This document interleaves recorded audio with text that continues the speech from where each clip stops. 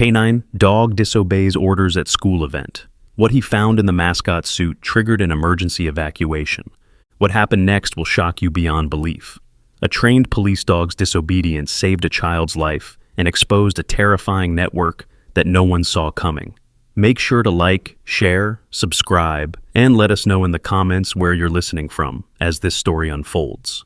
The spring morning at Pine Valley Elementary started like any other celebration day. Colorful balloons danced in the warm breeze, parents lined up with cameras ready, and children giggled in their costumes as they prepared for the annual Spring Fair parade. Officer Sarah Martinez adjusted her uniform and glanced down at her canine partner, a retired German Shepherd named Thunder. His dark eyes scanned the crowd with the alertness that had made him legendary during his active duty years. "Easy, boy," Sarah whispered, running her fingers through his thick fur. "It's just a school event, nothing to worry about here." Thunder's ears twitched, but he remained calm beside her. The school had requested their presence as part of the community outreach program, and Sarah always enjoyed these lighter assignments. After years of drug busts and dangerous operations, watching kids laugh and play felt like a breath of fresh air. Principal Davis rushed past them, clipboard in hand, and a stressed smile plastered across her face. "Officer Martinez, thank goodness you're here early. We're having a small issue with our parade lineup." "What kind of issue?" Sarah asked, noticing how Thunder's head turned toward the gymnasium entrance. "Our mascot volunteer called in sick this morning. Thankfully, we found a replacement, but he's never done this before. The kids are so excited to see Leo the lion, especially little Alex who's supposed to do the opening dance with him." Sarah nodded, but something felt off. Thunder had gone completely still, his body rigid in that way she'd learned to recognize during their years together. His nostrils flared slightly, processing scents that human noses couldn't detect. "Where's this new volunteer now?" she asked, watching Thunder's behavior carefully. "Getting into costume in the gym. He seemed nervous, which I understand completely. It's not easy being the center of attention for 200 excited children." Thunder's low growl was barely audible, but Sarah caught it immediately. In all their years together, he'd never shown aggression at a school event. She looked toward the gymnasium doors, trying to see what had triggered his instincts. "Maybe I should introduce myself to him," Sarah suggested. "Sometimes meeting the police presence beforehand helps volunteers feel more comfortable." Principal Davis brightened. "That's a wonderful idea. He's with Mrs. Coleman right now, getting the final costume adjustments." As they walked toward the gymnasium, Thunder's steps became more deliberate. His training was kicking in, even though he'd been retired for 2 years. Sarah had seen this behavior countless times during drug raids and suspect apprehensions. Something was wrong, but she couldn't identify what. The gymnasium doors were propped open, and the sound of children's laughter echoed from inside. Sarah could see groups of parents setting up folding chairs, while teachers organized the younger students into parade lines. Everything looked perfectly normal, exactly what she'd expect from a small-town school celebration. "Officer Martinez," a small voice called out, and Sarah turned to see 6-year-old Alex running toward them. He was dressed in a smaller lion costume, complete with a fluffy mane and painted whiskers on his cheeks. "Is Thunder going to watch me dance with Leo?" Sarah smiled and knelt down to Alex's level. "He wouldn't miss it. Are you excited about your performance?" Alex's enthusiasm faltered slightly. "I was, but Leo seems different today. When I tried to practice our routine earlier, he didn't want to high-five me like we practiced yesterday." "Different how?" Sarah asked, noticing how Thunder had moved closer to Alex, almost protectively. "He smells funny, not like Mr. Johnson who usually wears the costume. Mr. Johnson always smells like peppermint gum and coffee. This Leo smells like—" Alex scrunched up his nose, trying to find the right words.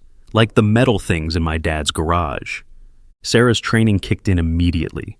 Children often noticed details that adults missed, and their innocent observations had solved more cases than most people realized. Thunder's continued alertness combined with Alex's observation created a pattern she couldn't ignore. "Alex, honey, why don't you stay close to me for a few minutes while we watch the parade setup?" she suggested gently. Before Alex could respond, a loud crash came from inside the gymnasium, followed by gasps and concerned voices. Sarah instinctively moved toward the sound, with Thunder at her side and Alex staying close behind them. Inside the gym, folding chairs were scattered across the floor, and parents were helping an elderly woman to her feet. Mrs. Coleman, the art teacher, was pale and shaking as other teachers rushed to her aid. "What happened?" Principal Davis called out, hurrying over to the commotion. "The mascot," Mrs. Coleman whispered, her voice trembling. "When he turned around, I saw his neck through the costume opening. There's a tattoo there, a serpent wrapped around a dagger. I've seen that exact tattoo before." Sarah felt her stomach drop. "Where did you see it?" Mrs. Coleman's eyes were wide with recognition and fear. "On the news 3 weeks ago, the Amber Alert for that missing girl from Riverside County. They showed surveillance footage of a man with that exact tattoo." The gymnasium fell silent, except for the sound of children playing outside, unaware of the tension building inside. Sarah's hand instinctively moved to her radio, but she forced herself to stay calm. Panic would only make the situation more dangerous. "Where is the mascot now?" she asked quietly. Principal Davis looked around frantically. "He was right here a minute ago. He must have stepped outside for air." Thunder's growl became more pronounced, and his eyes fixed on the emergency exit at the far end of the gymnasium. The door was slightly ajar, something Sarah hadn't noticed when they first entered. "Mrs. Davis, I need you to very quietly gather all the teachers and have them keep the children in their current locations. Don't let anyone wander off alone, and don't make any announcements yet." "You think Mrs. Coleman is right? You think he's really—" "I think we need to be extremely careful right now," Sarah interrupted. "Can you describe this volunteer? How did you find him?" Principal Davis's face went white as she processed the implications. "He called this morning, said he heard about our emergency through the school volunteer network. He had all the right information, knew about the costume, knew about Alex's special dance. He seemed like an answer to our prayers." Sarah's blood ran cold. Predators often did extensive research on their targets, learning routines and building trust before making their move. The fact that this man knew specific details about the event and about Alex personally was terrifying. "I need his name and any contact information you have," she said, pulling out her phone to call for backup. "He said his name was Michael Stevens, but Officer Martinez, we don't actually have any volunteer network. I just assumed he was connected to one of our parent volunteers." The pieces were falling into place with horrible clarity. Thunder's behavior, Alex's observations, Mrs. Coleman's recognition, and now the revelation that this man had lied his way into the school. Sarah realized they weren't dealing with a simple case of mistaken identity. Alex tugged on her sleeve. "Officer Martinez, Leo had my backpack earlier. He said he was going to keep it safe for me during the parade." "What backpack, honey?" "My special one with all my school information in it. My emergency contact card, my address, my mom's work schedule. Teachers told us to keep them updated in case of emergencies." Sarah's hands shook as she dialed a dispatch. The predator hadn't just infiltrated the school randomly, he'd targeted Alex specifically, gathering information that would make an abduction easier to execute. The backpack would contain everything needed to make a kidnapping look like an authorized pickup. "This is Officer Martinez requesting immediate backup at Pine Valley Elementary," she spoke quietly into her radio. "Possible child predator on scene. Armed and dangerous suspect may be in possession of detailed information about potential victim." Thunder's attention shifted to the main entrance of the gymnasium, and Sarah followed his gaze. Through the glass doors, she could see the colorful lion costume moving through the crowd of parents and children outside. The man inside was heading toward the parking lot, Alex's backpack clutched in one oversized paw. "Stay here with Principal Davis," Sarah told Alex firmly. "Don't go anywhere with anyone except your mom or dad. Do you understand?" Alex nodded, his painted whiskers trembling slightly as he sensed the seriousness of the situation. Sarah and Thunder moved toward the exit, staying low and using the crowd as cover. Her heart pounded as she realized how perfectly planned this whole scenario had been. A crowded school event provided the perfect chaos for someone to disappear with a child. Parents would assume the child had gone with another family member. Teachers would think they were with their parents. And by the time anyone realized what had happened, it would be too late. As they reached the gymnasium doors, Sarah saw the Mascot stop near a white van parked at the edge of the school property. The vehicle's engine was running, and Sarah could see movement inside, suggesting there was a second person waiting. This wasn't a spontaneous crime of opportunity. This was a carefully orchestrated operation, and Alex had been specifically targeted. Thunder's growls intensified as they got closer, his military training overriding his retirement status. He knew they were dealing with a dangerous predator, and every instinct told him to attack. Sarah held him back, knowing they needed to be strategic. One wrong move could trigger the suspects to flee, or, worse, to grab Alex or another child as a hostage. She could hear sirens in the distance, but backup was still several minutes away. The Mascot opened the van's rear doors, revealing a setup that made Sarah's blood freeze. Child restraints, blankets, and what appeared to be medical supplies were arranged in the back. This wasn't just about Alex. This was part of something much larger and more terrifying than anyone had imagined. Thunder's patience finally snapped when he saw the restraints. His protective instincts overrode years of obedience training, and he broke free from Sarah's control, charging toward the van with the speed and precision that had made him a legend on the force. "Thunder, no!" Sarah shouted, but it was too late. The German Shepherd hit the Mascot with the force of a freight train, sending the man in the lion costume crashing to the ground. The oversized head rolled away, revealing a face that Sarah immediately recognized from the wanted posters that had been circulating through law enforcement channels for weeks. The man underneath the costume was Marcus Webb, a suspected child trafficker who had disappeared after a failed operation in Nevada 3 months ago. His real identity sent chills down Sarah's spine as she realized how close they had come to losing Alex forever. "Get this animal off me!" Webb screamed, trying to push Thunder away, but the dog's training kicked in completely. He had the suspect pinned, his powerful jaws inches from Webb's throat, waiting for Sarah's command. The driver of the van jumped out, revealing himself to be just as dangerous-looking as his partner. He was tall, heavily built, with scars across his face that suggested a violent past. His hand moved towards something hidden under his jacket, but he hesitated when he saw Thunder's aggressive stance. "Police! Nobody move!" Sarah commanded, her weapon drawn and trained on the second suspect. Her heart raced as she realized she was outnumbered and facing 2 dangerous criminals with a school full of children just yards away. Alex's voice echoed across the parking lot as he ran toward them, despite Principal Davis's attempts to hold him back. "Thunder! Officer Sarah, are you okay?" "Alex, stay back!" Sarah yelled, but the 6-year-old was too frightened to listen. He had seen the commotion and thought his protectors were in danger. Webb saw his opportunity in the chaos. Despite Thunder's weight on top of him, he managed to grab a small device from his pocket. Sarah recognized it immediately as a taser, the kind used to quickly incapacitate victims. "You want the kid to see his hero dog get hurt?" Webb snarled, pointing the device toward Thunder. Sarah's training told her to take the shot, but Alex was running directly into her line of fire. Thunder sensed the immediate danger and made a split-second decision that would haunt Sarah for years to come. Instead of maintaining his position on top of Webb, he launched himself toward Alex, intercepting the child's path just as Webb pulled the trigger. The electrical discharge hit Thunder in the side, sending powerful jolts through his body. The brave dog collapsed instantly, his body convulsing from the shock, but his sacrifice had prevented Alex from running directly into the criminal's reach. "Thunder!" Alex screamed, dropping to his knees beside the fallen dog. His small hands touched Thunder's fur as the animal struggled to stay conscious. Webb scrambled to his feet, no longer disguised by the Mascot costume. His real appearance was even more terrifying than his wanted photos had suggested. Prison tattoos covered his arms, and his eyes held the cold calculation of someone who had hurt children before. "That was a mistake, officer," he growled, pulling Alex roughly to his feet. "Now the kid comes with us, or your precious dog dies from the next shock." Sarah's mind raced through her options. Backup was still minutes away, and she was facing 2 armed suspects with an injured canine partner and a terrified child. Every scenario she could think of ended badly for someone she cared about. "Let the boy go, Webb. You're already facing federal charges for the Nevada incident. Don't make this worse for yourself." Webb laughed, a sound that made Alex whimper with fear. "Worse? Lady, we're already looking at life sentences.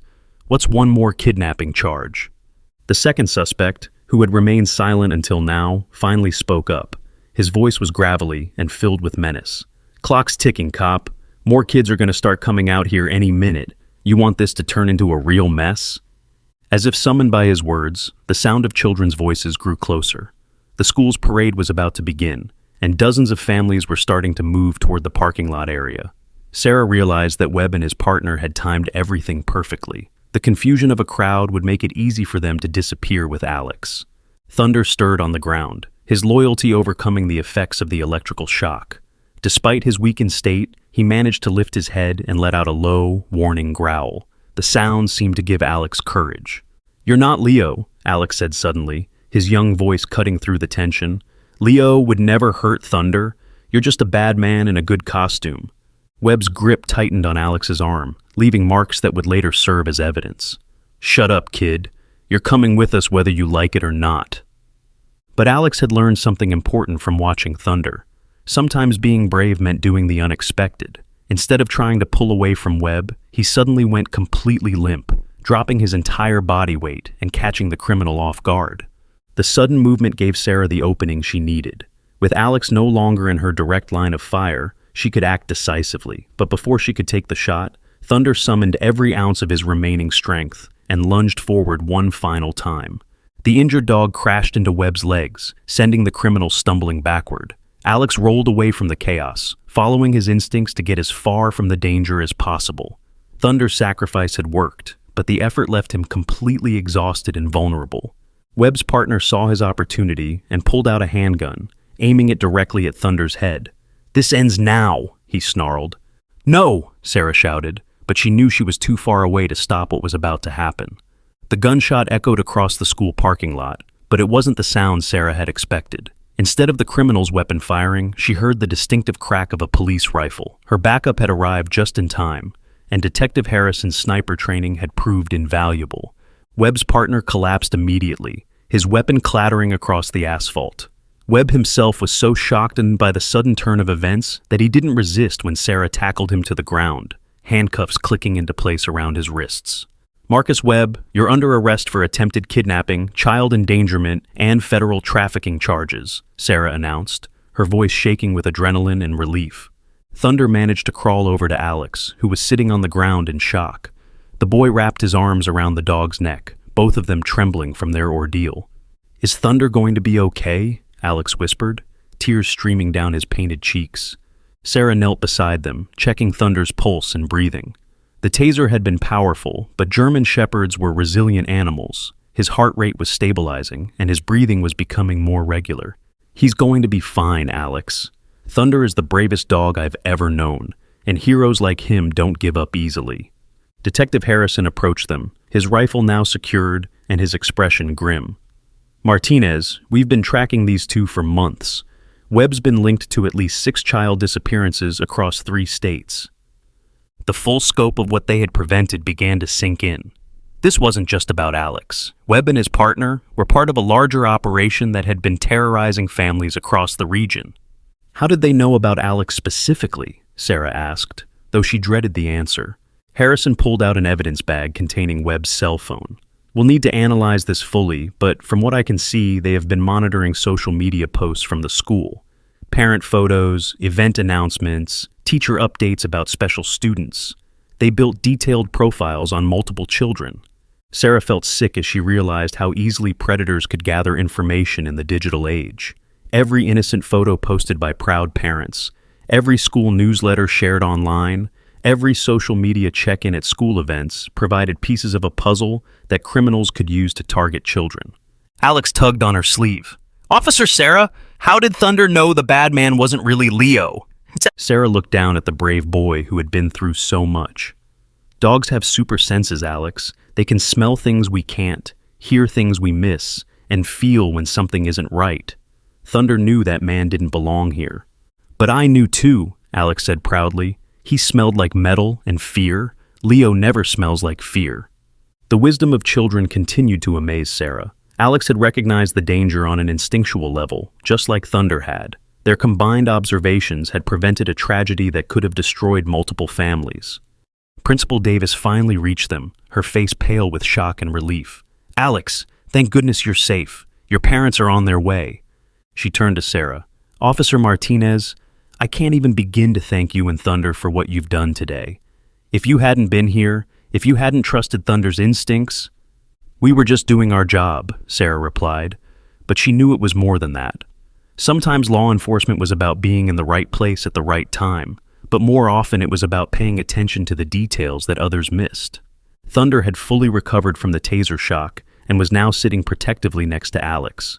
The bond between the boy and the dog had been forged in crisis, creating a connection that would last for years to come. Webb was loaded into a police cruiser, his career as a predator finally at an end. As the car pulled away, he stared back at Sarah with eyes full of hatred and defeat. She felt no satisfaction from his capture, only relief that he would never hurt another child. The crime scene team began documenting evidence while paramedics checked Alex for any injuries. He was physically unharmed, but the psychological impact of his experience would require careful attention from trained counselors. "Will I get to see Thunder again?" Alex asked, as his parents arrived and swept him into tearful embraces. Sarah knelt down to his level one more time. "Thunder and I will visit you soon, Alex. Heroes need to stick together."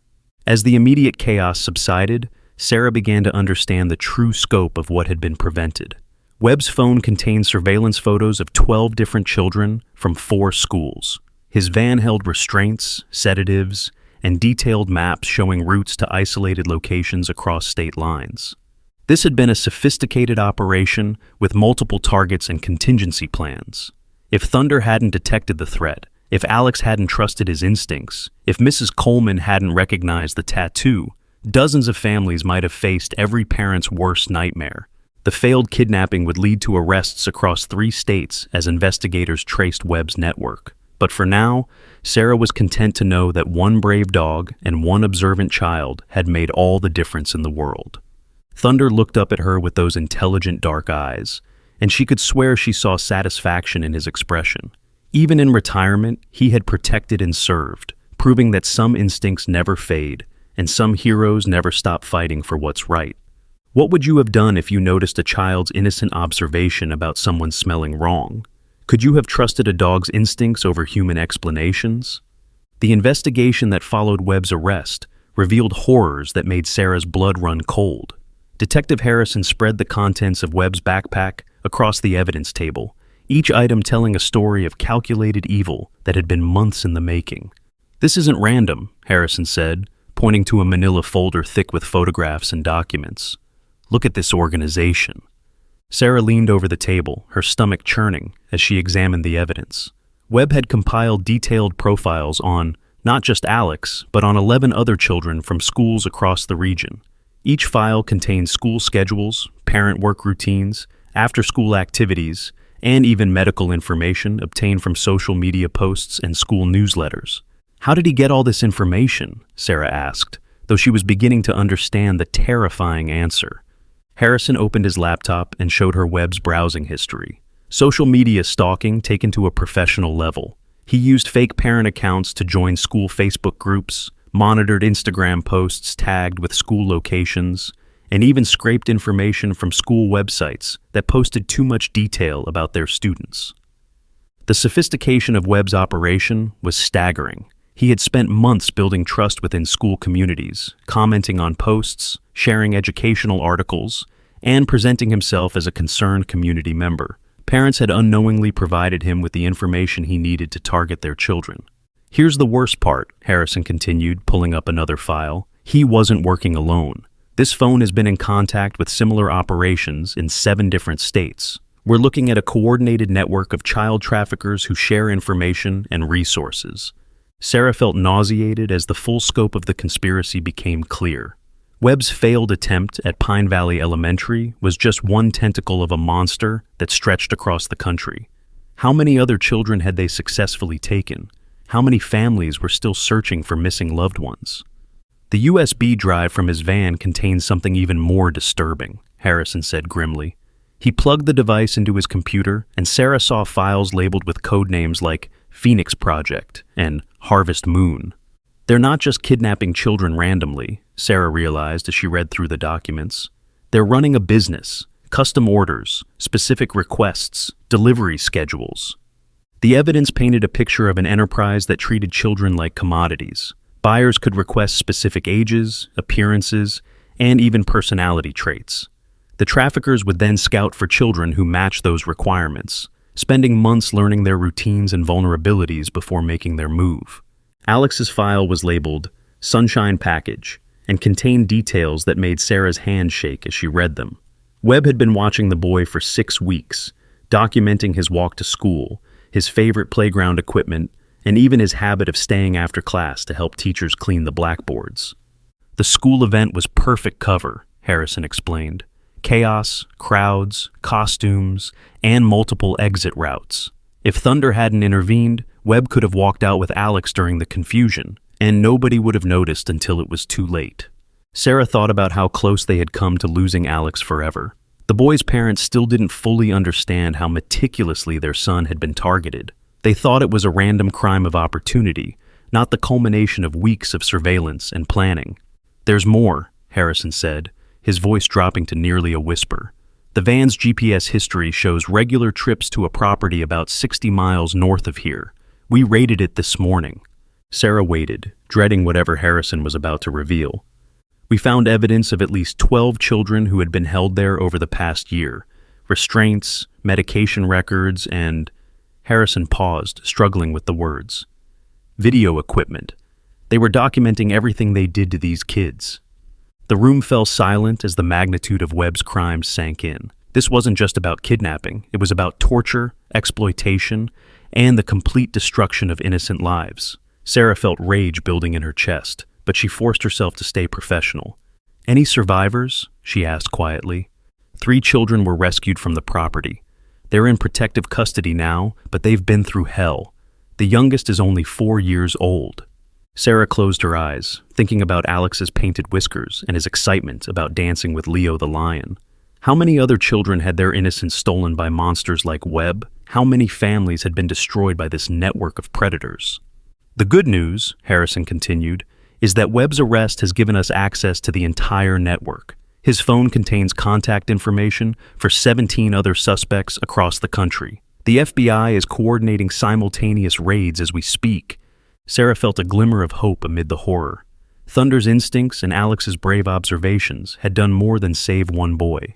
They had potentially rescued dozens of children and prevented countless future abductions. "What about the fake volunteer information Webb used to get into the school?" Sarah asked. Harrison pulled up another file. He used the identity of a real person named Michael Stevens, a teacher who died in a car accident 3 months ago. Webb had been stealing identities of deceased individuals who worked in education, using their credentials to gain access to schools and build trust with administrators. The level of preparation was chilling. Webb hadn't just decided to target Pine Valley Elementary on a whim. He had researched the school's volunteer policies, identified weaknesses in their background check system, and created a false identity specifically designed to exploit those vulnerabilities. "How many schools has he infiltrated?" Sarah asked, though she wasn't sure she wanted to know the answer. "Based on his travel records and social media activity, we think he visited at least 23 schools over the past year. Pine Valley was just his latest target." Sarah thought about all the school events where parents felt safe letting their children play and explore. How many times had Webb walked among them, wearing a costume or volunteer badge, studying their children like a predator stalking prey? The evidence continued to mount as forensic analysts examined Webb's equipment. His laptop contained folders organized by geographic region, each filled with photos of schools, playgrounds, and community centers. He had been building a database of potential hunting grounds, marking locations with high child populations and low security.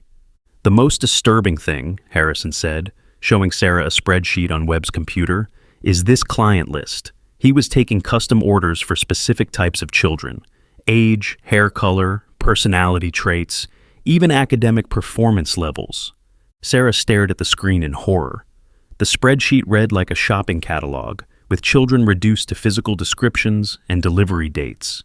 Some entries were marked as fulfilled, meaning those children had already been taken and sold. "We're working with the FBI to identify every child on this list," Harrison continued. "Some cases go back over 2 years.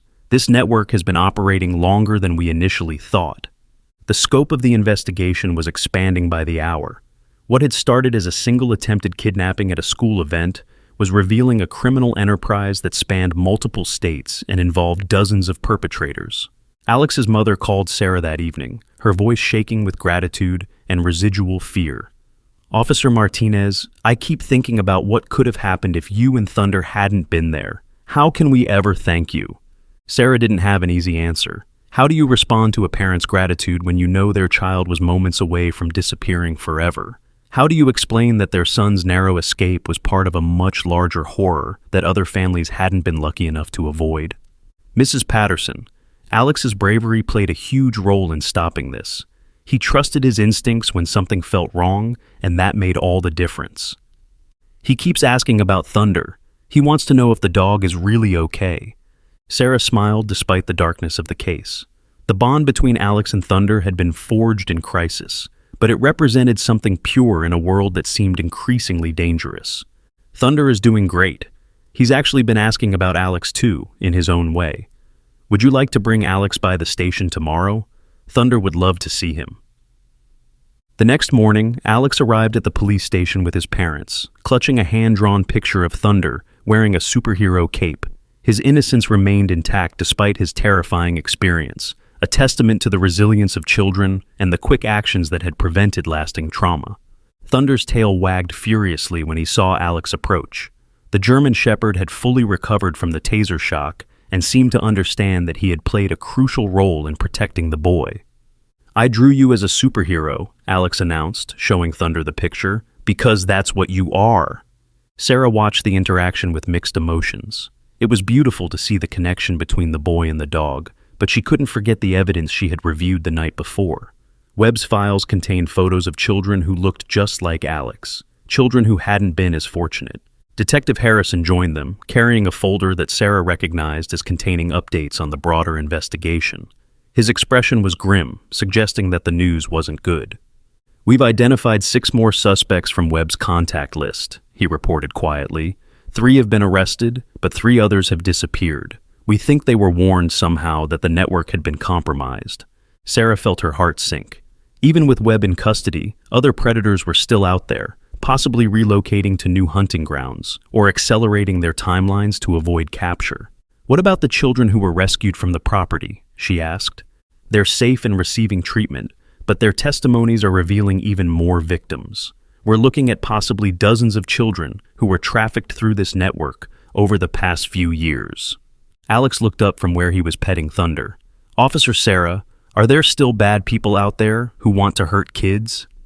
The question hung in the air like a challenge. How do you explain to a 6-year-old that the world contains monsters, while still allowing him to feel safe and maintain his innocence? "There are some bad people, Alex, but there are many more good people working hard to protect kids like you. That's why we have police officers and dogs like Thunder." Alex seemed satisfied with this answer, returning his attention to Thunder. But Sarah knew the conversation represented a larger truth.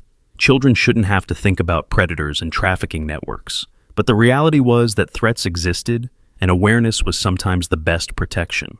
The investigation continued to expand over the following days. Webb's network had been more sophisticated than anyone had initially realized, using encrypted communications, coded language, and multiple layers of false identities to avoid detection. They had backup plans for everything, Harrison explained during one of their briefings.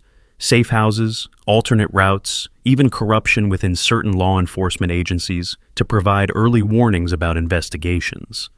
The corruption angle was particularly disturbing. Webb's files contained references to payments made to individuals in positions of authority, people who could provide advance warning about raids or investigations.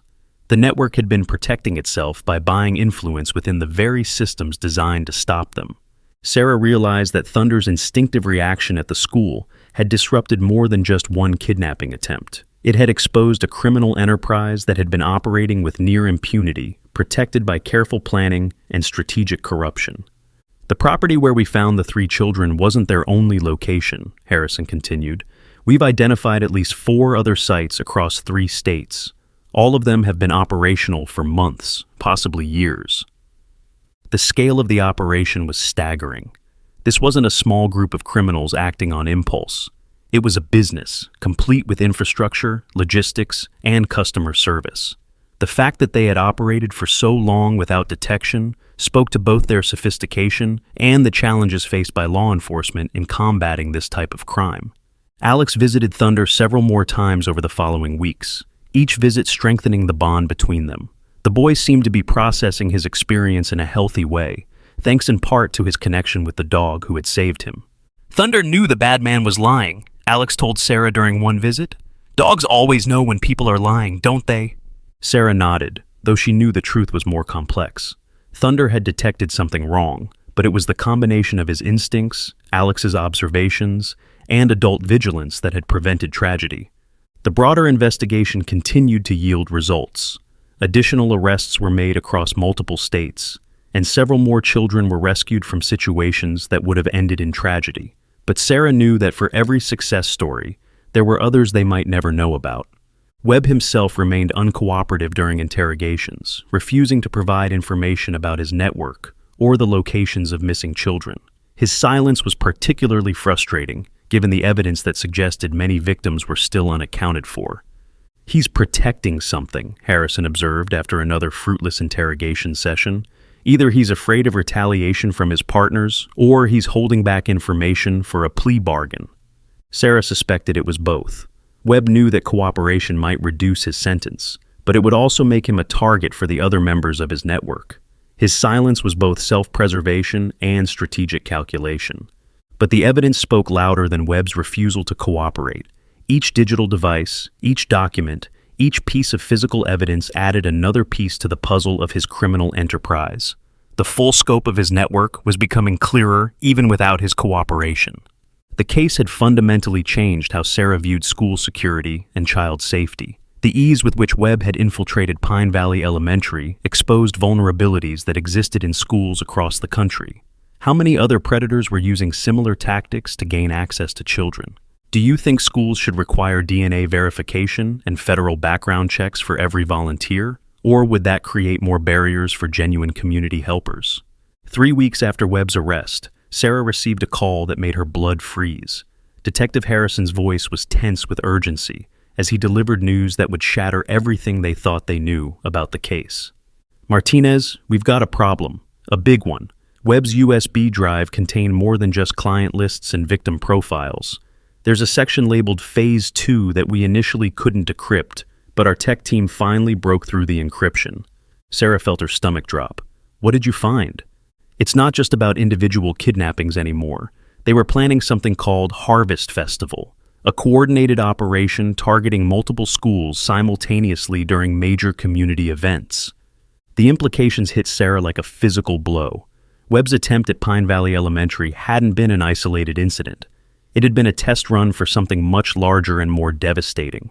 Harrison continued, his voice strained.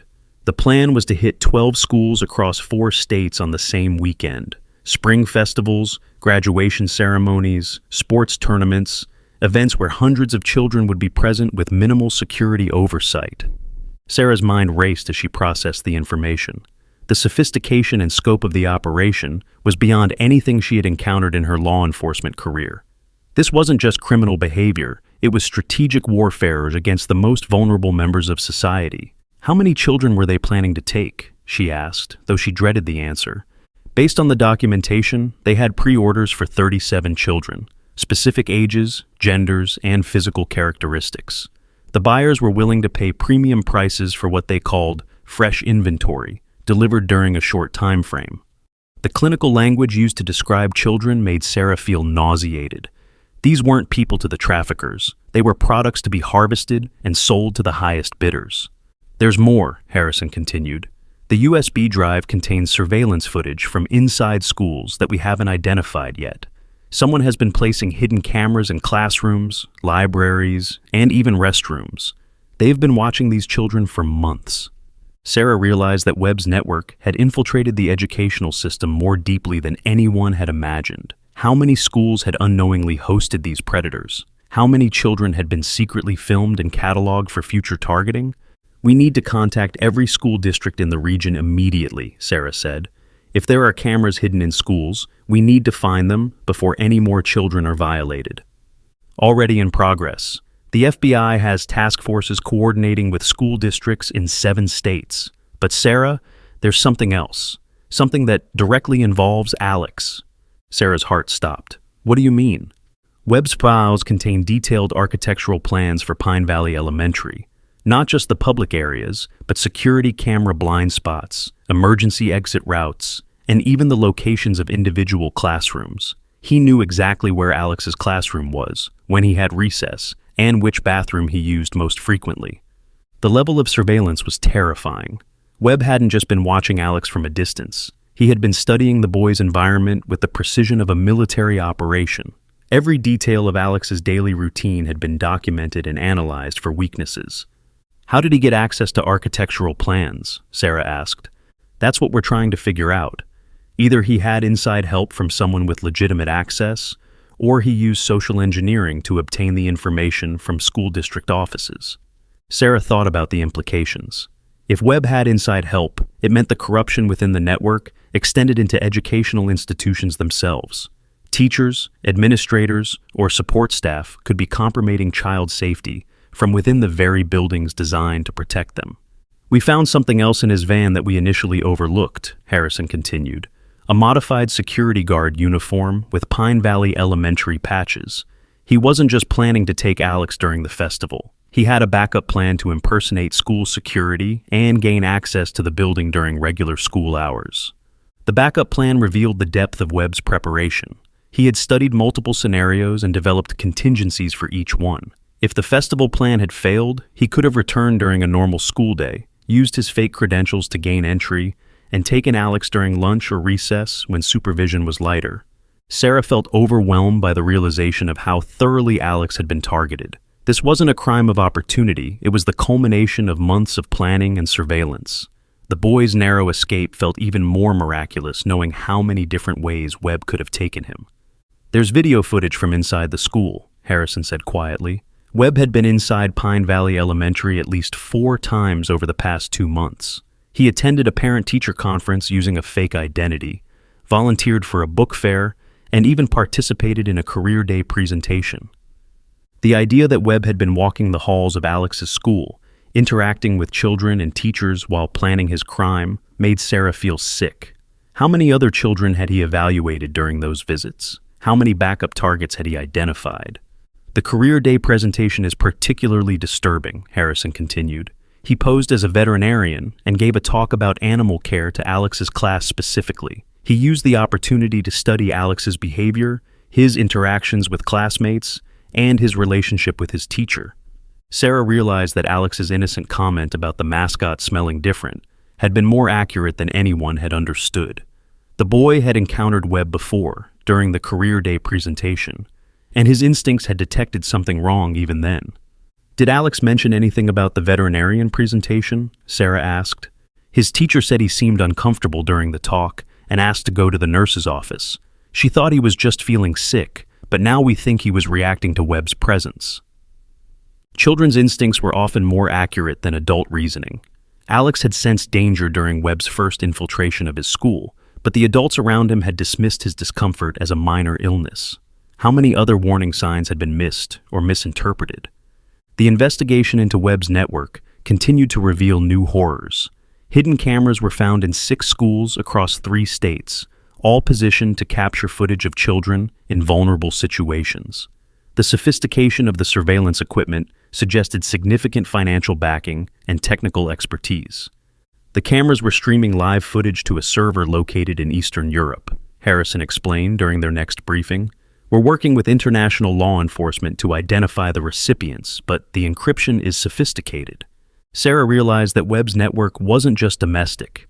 It was part of an international trafficking operation that used American schools as hunting grounds for overseas buyers.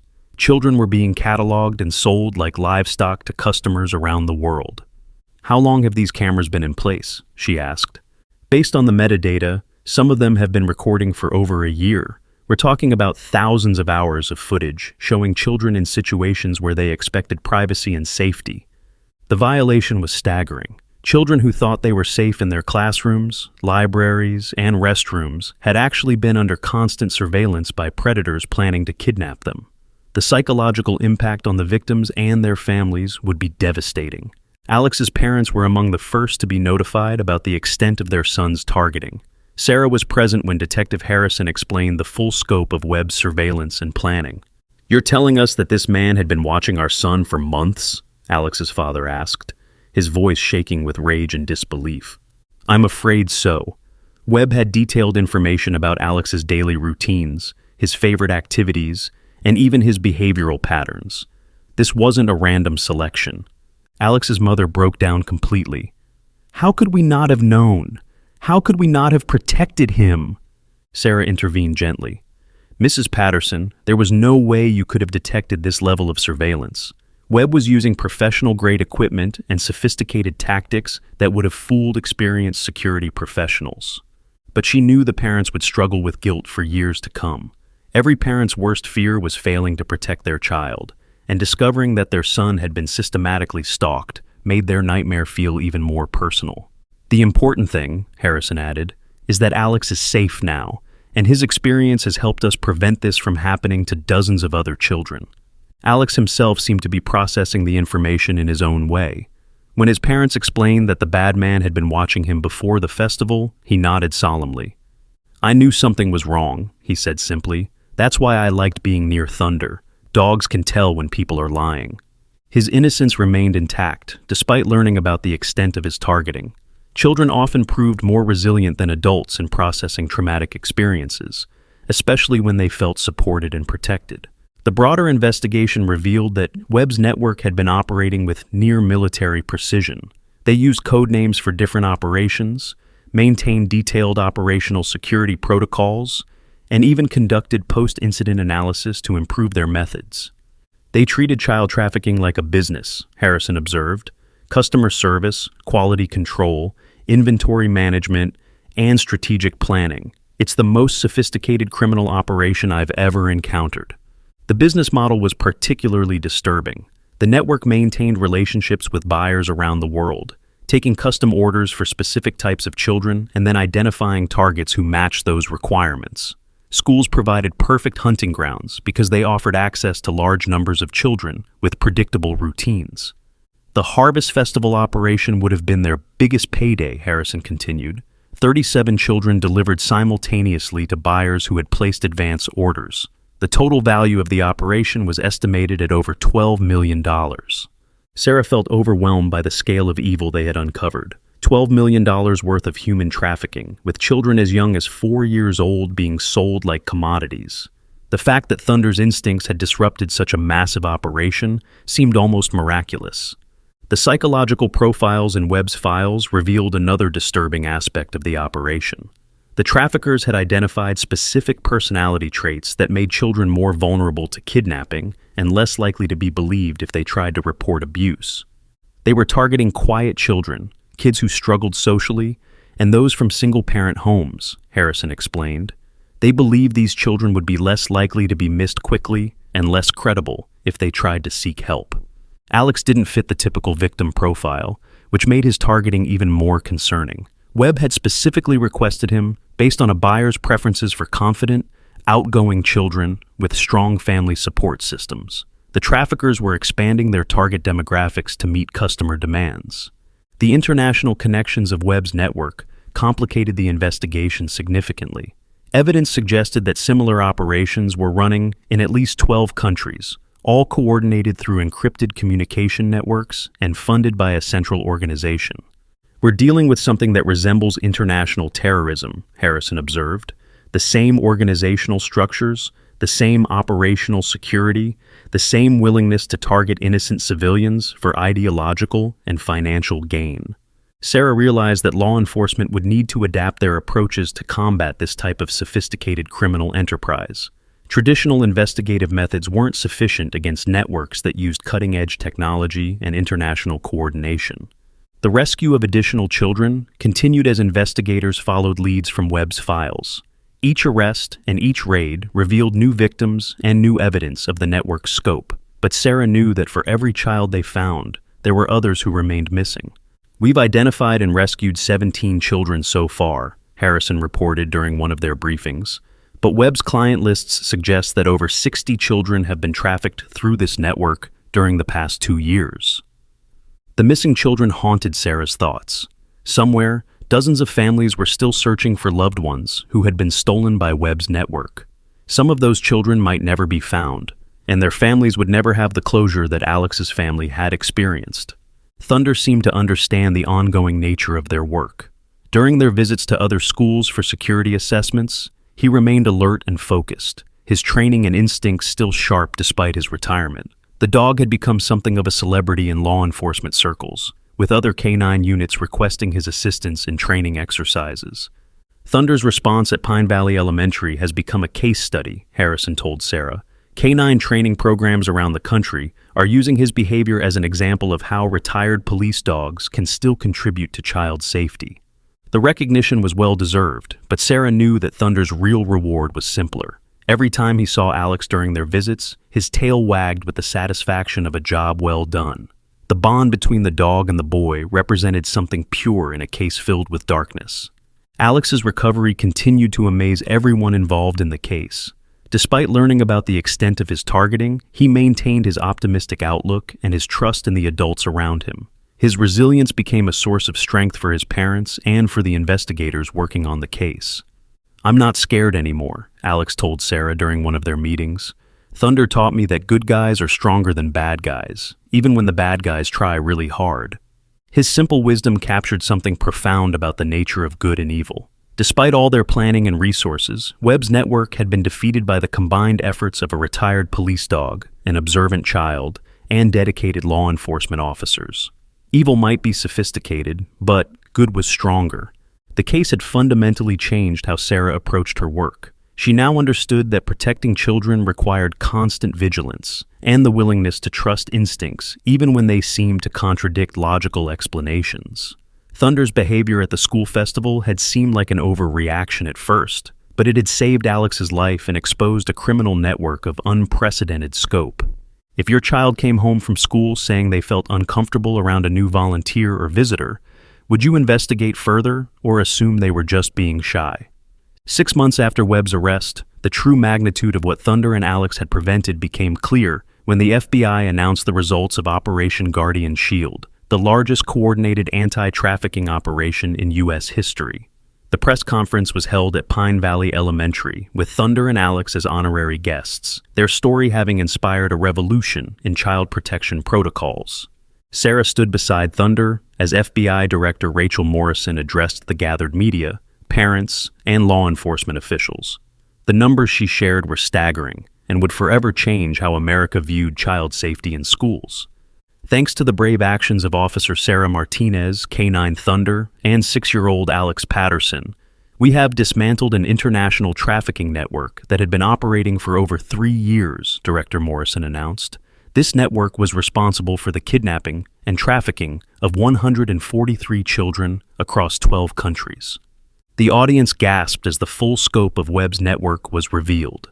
What had started as one dog's instinctive reaction to danger had ultimately led to the rescue of children on 3 continents and the arrest of 87 suspects in coordinated raids spanning 6 months.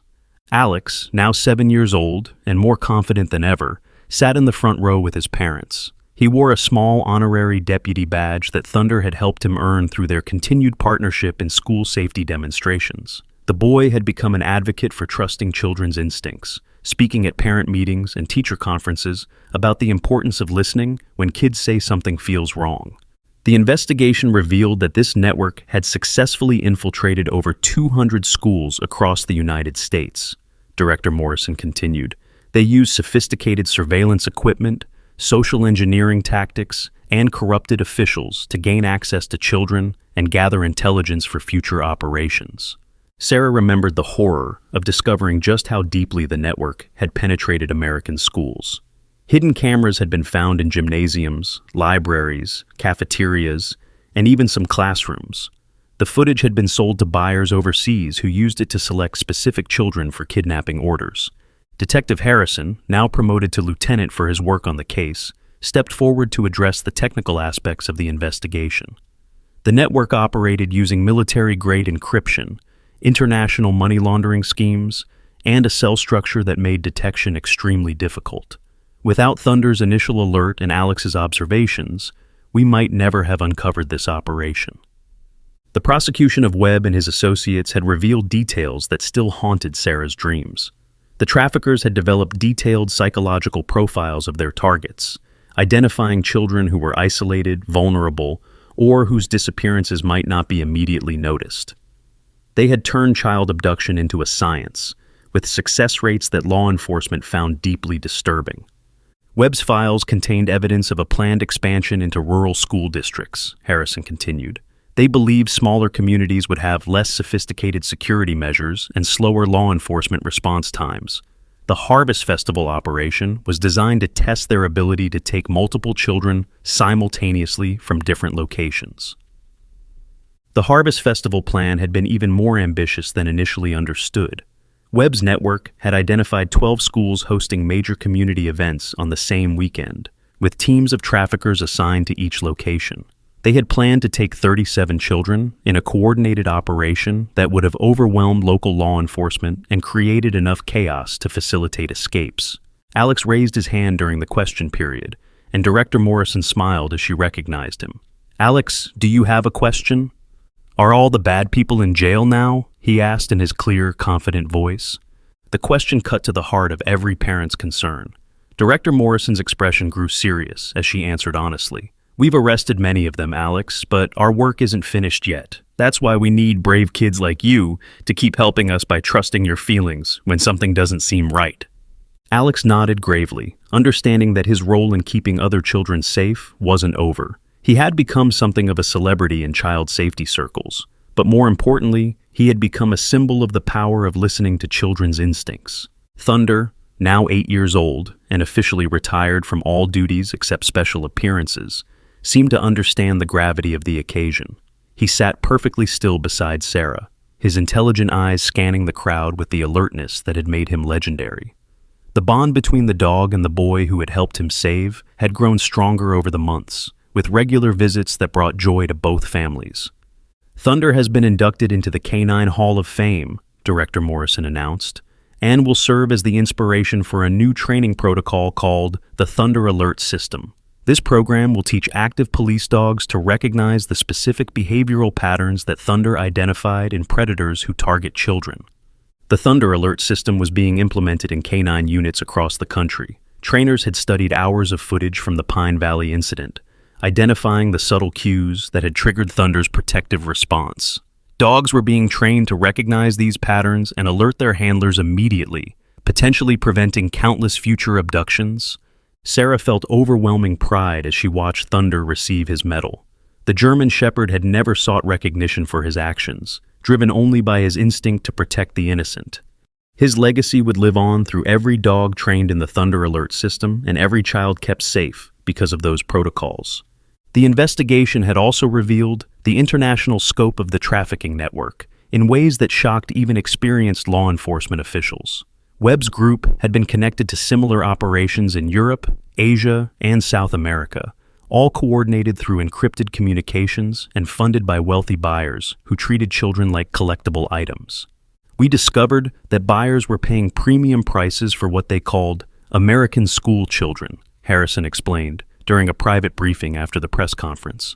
The network was specifically targeting kids from middle-class families in safe communities because that demographic was considered more valuable in overseas markets. The revelation added another layer of horror to Alex's targeting. He hadn't been selected randomly or even just because of his physical characteristics. He had been chosen because he represented a premium product that would command high prices from international buyers who fetishized American childhood innocence. The corruption within the network had extended far beyond what anyone had initially imagined. 3 school administrators, 2 police officers, and even a family court judge had been arrested for providing information and protection to the traffickers. The judge had been ensuring that custody cases involving targeted children were resolved in ways that made abduction easier. The network had contingency plans for everything, Harrison continued. If they couldn't take a child through school infiltration, they would manipulate custody disputes to gain legal access. If that failed, they had backup plans involving fake medical emergencies and forged authority documents. Sarah realized that traditional approaches to child protection were inadequate against such sophisticated threats. The traffickers had studied every aspect of how children move through society, identifying vulnerabilities in schools, families, legal systems, and even medical facilities. The psychological impact on recovered victims was devastating and would require years of specialized treatment. Many of the children rescued from Webb's network showed signs of severe trauma, having been subjected to abuse that was carefully designed to break their spirits and make them compliant. The youngest victim we recovered was only 3 years old, Harrison said quietly. She had been taken from a daycare center using forged pickup authorization. Her family had been searching for her for 8 months. The reunion videos of families being reunited with their missing children were both heartbreaking and uplifting. Parents who had given up hope were suddenly holding their babies again, but the children they embraced were forever changed by their experiences. Alex's innocence and resilience had made him something of a therapeutic inspiration for other young victims. Child psychologists brought some of the rescued children to meet him, hoping that his positive attitude and confidence would help them in their own recovery processes. Alex shows them that they can be strong again, Dr. Emily Chen, a specialist in child trauma, explained to Sarah. His ability to maintain his trust in adults and his excitement about helping other kids gives them hope for their own healing. The therapy sessions involving Alex and Thunder had become a model for treatment programs across the country. The combination of a brave child and a protective dog created a powerful symbol of safety that helped other victims begin to rebuild their trust in the world. Webb himself had finally agreed to cooperate with investigators, but only after learning that several of his network associates had placed contracts on his life. Even in federal protection, he lived in constant fear of retaliation from the criminal organization he had helped build. His cooperation has been valuable, Harrison admitted, but it comes at the cost of knowing that there are still networks operating that we haven't identified yet. Webb's group was just one tentacle of a much larger monster. The information Webb provided led to additional arrests and rescues, but it also revealed the existence of competing trafficking networks that operated with similar sophistication. The fight against child trafficking had evolved into something resembling international espionage, with law enforcement agencies around the world sharing intelligence and coordinating operations. Sarah often wondered about the children they hadn't been able to save, the ones whose cases remained open and whose families continued to search. Every success story like Alex's was shadowed by the knowledge that other families were still living their worst nightmares. The changes in school security protocols were dramatic and ongoing. Background checks for volunteers had been revolutionized, surveillance systems had been upgraded, and new training programs had been implemented for teachers and administrators. The cost was enormous, but the alternative was unthinkable. "We can never go back to the way things were," Principal Davis, now retired, told Sarah during a visit to Pine Valley Elementary.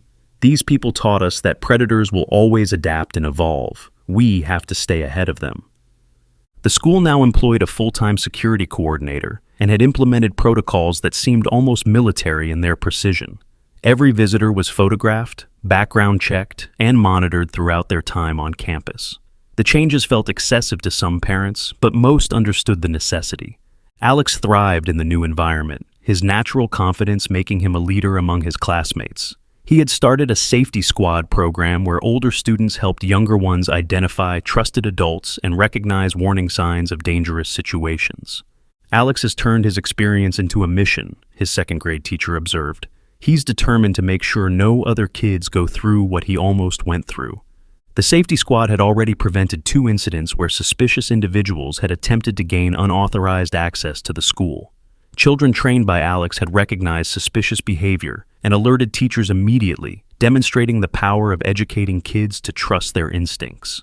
Thunder's health remained strong despite his advancing age, and he continued to participate in educational programs at schools across the region. His presence had a calming effect on children who had heard about dangerous strangers, showing them that there were good adults and animals working to keep them safe. "Thunder represents something pure," Sarah reflected during one of their school visits. "In a world where children have to worry about predators and traffickers, he shows them that there are still heroes." The bond between Sarah and Thunder had deepened through their shared experience. She had learned to trust his instincts completely, understanding that his training and intuition often detected threats that human reasoning missed. Their partnership had become a model for other K-9 units dealing with crimes against children. The legal proceedings against Webb and his associates would continue for years, with trials scheduled in multiple jurisdictions as prosecutors worked to ensure maximum sentences. Webb himself was facing life in prison without the possibility of parole, but Sarah knew that incarceration couldn't undo the damage he had caused to so many families. The international aspects of the case had led to changes in how countries shared information about suspected child traffickers. New treaties were being negotiated, and law enforcement agencies were developing joint task forces specifically focused on protecting children from international trafficking networks. "This case has changed everything," FBI Director Morrison told Sarah during a private meeting. "Your dog's instincts and that little boy's observations have literally saved hundreds of children around the world." The ripple effects continued to spread as other countries implemented their own versions of the Thunder Alert system and adopted similar school security protocols. Webb's network had operated globally, so the response had to be global as well. Alex's 8th birthday party was attended by many of the law enforcement officers who had worked on the case. Thunder wore a special birthday hat and seemed to understand the celebration was in his honor as well. The boy and the dog had become inseparable, with Alex's family considering Thunder an honorary member of their household. "I want to be a police officer like Officer Sarah when I grow up," Alex announced while blowing out his candles. "And I want Thunder's son to be my partner." Thunder didn't have any offspring, but Alex's innocent comment captured something important about legacy and inspiration. The boy's experience had planted seeds that would grow into a lifetime commitment to protecting others. The story of Thunder and Alex had been featured in documentaries, news programs, and educational materials used to train law enforcement officers around the world. Their experience had become a case study in the importance of trusting instincts, listening to children, and maintaining vigilance even in seemingly safe environments. Sarah sometimes wondered what would have happened if Thunder hadn't been at the school that day, if Alex hadn't trusted his feelings about the fake mascot, if Mrs. Coleman hadn't recognized the tattoo. The convergence of all those factors seemed almost miraculous, a perfect storm of awareness and courage that had prevented an unthinkable tragedy. But she also understood that their success hadn't been purely accidental. Years of training had prepared Thunder to recognize threats. Good parenting had taught Alex to trust his instincts, and professional experience had prepared the adults to take children's observations seriously. The case had taught everyone involved that protecting children required the combined efforts of trained professionals, alert civilians, and the children themselves. No single person or system could provide complete protection, but together they could create layers of security that made predators' jobs much more difficult. As Alex entered 3rd grade, he continued to advocate for child safety with the passion of someone who understood the stakes personally. His presentations to parent groups and teacher conferences were powerful reminders that children often saw things that adults missed. Thunder remained his constant companion during these appearances, the aging dog serving as a living symbol of the protection that good people and animals could provide. Their partnership had saved one boy and inspired a movement that would protect countless others. What warning signs do you think adults most often miss when children try to tell them something feels wrong? Share your thoughts below, and don't forget to like, subscribe, and comment with where you're listening from. Your engagement helps us reach more families with these important safety stories.